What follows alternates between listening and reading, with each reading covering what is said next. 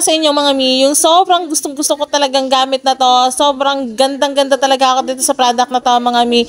Dahil nga, 1 month na akong gumagamit nito, kaya nakikita ko talaga yung result niya sa akin. Sabi ko nga sa inyo, tatry ko muna siyang gamitin bago ko nga i-share sa inyo. Hindi naman nga obvious dyan mga mi, nakikita nyo naman yan na talagang may paghati pa ako dyan para lang masaid ko siya mga mi. Sobrang nangihinayang talaga ako kasi marami pa nga naman niya sa loob. Nakikita nyo naman dyan mga mi na nagdalighting talaga yung skin ko dyan, na dati talaga yung siko ko talaga dyan mga mi ay maitim, majitim talaga siya mga mi. Kaya eto, nung nagtry ako naggamit na ito mga mi, yan, medyo nagpusyaw-pusyaw ako dyan. Sobrang nagustuhan ko talaga to si Ebony mga mi. Hindi ko lang sure kung yun talaga yung pagkakabasa doon ha.